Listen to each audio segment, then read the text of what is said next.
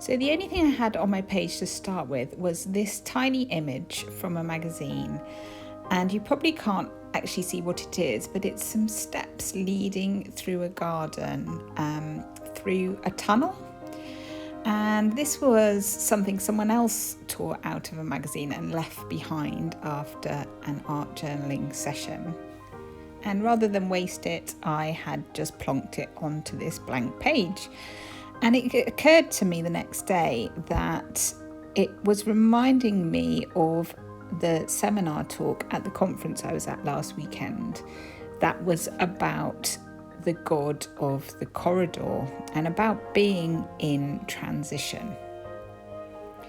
And so I'm doing some journaling now, mainly declarations really, things that I could remember from the seminar about how God is with us in those in-between times. And I think so many people must feel like that at the moment because of COVID, that you are transitioning from something into something else, a different stage in your life, a new normal, but you're not quite there yet. You haven't arrived at whatever that new thing is. In fact, for many of us, we can't even see it.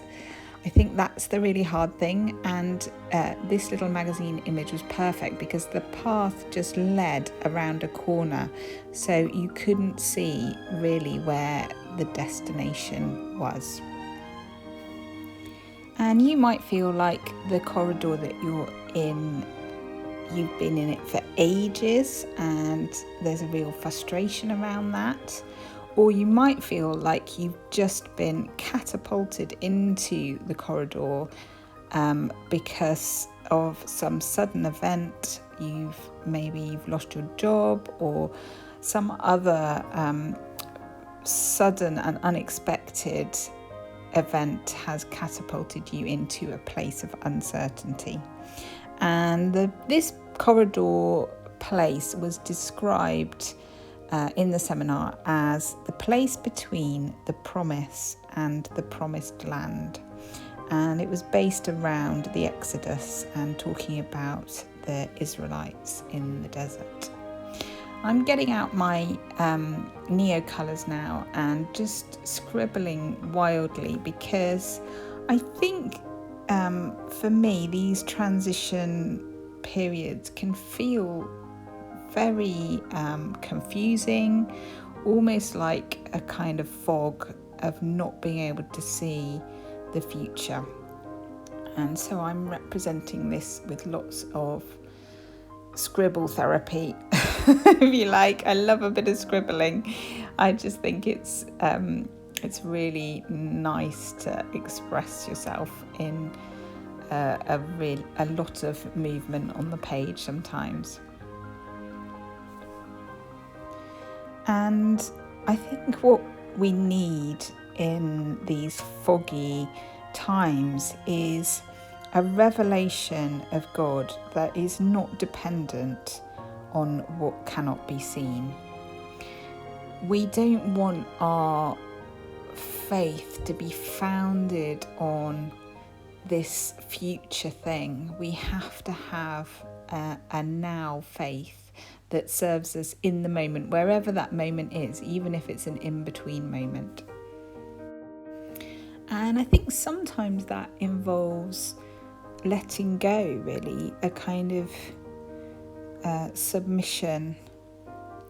You know, are we still holding on to stuff that was part of the old that we've left behind? And you hear this in the Israelites, don't you, grumbling about, you know, the cucumbers were so much better back in Egypt, even though they were slaves and they were treated horrendously.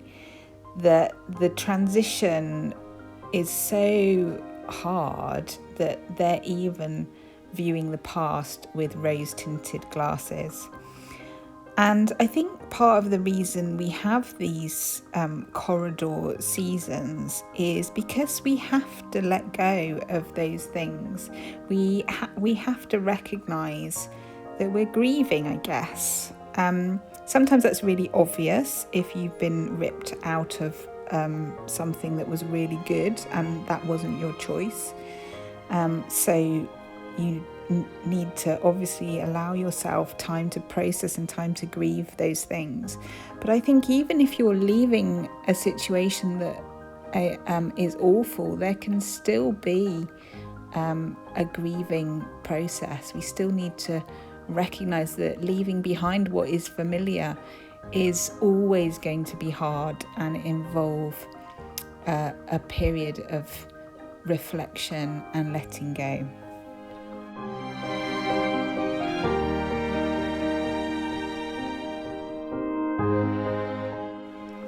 I'm adding a bit of white paint now because I'm thinking about the verse in Psalm 119, verse 105.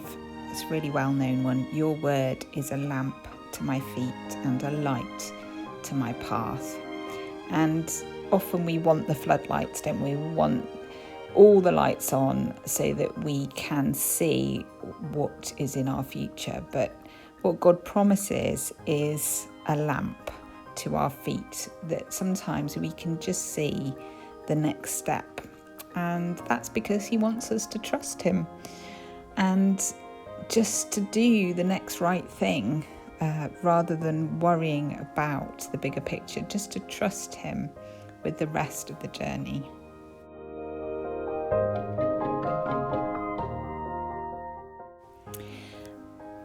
I decided I wanted an image of a lamp, and this was literally the first image in the first magazine that I opened. I find this is so often the way when I'm doing my 10 minutes of trusting, that God just gives me what I need right away, and that is the image that is right for the page.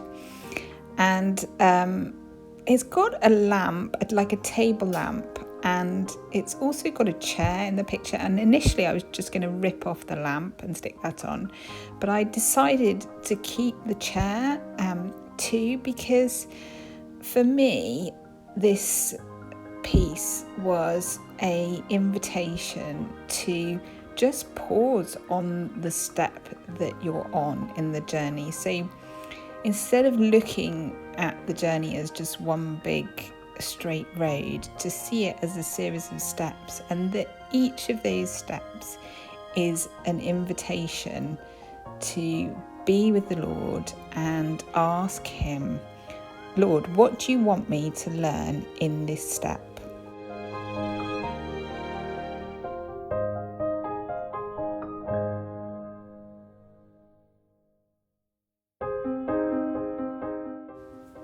I sometimes wonder, do we have a choice?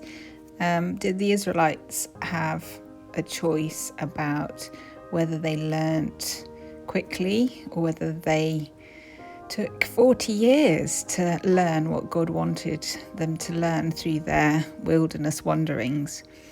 And maybe there was a quicker route that they chose not to take. And maybe sometimes we learn the hard way. we go the long way around. And if we just took a moment to posture ourselves before the Lord and dig into what he is trying to say to us now, rather than just this continual striving towards our destination. I think God is always more interested in the journey, in our journey, than our destination. I found these words that seem to be appropriate from a magazine, Master Every Moment. And maybe God will hold us in this moment until we've mastered it, because he's developing character and perseverance in us.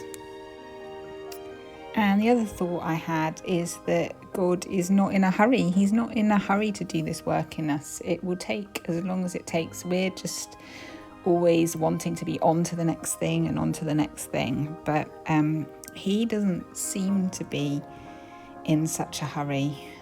He is happy as long as we're walking with him for that journey to be a slow one, as long as it's a meaningful one, as long as your character is making progress.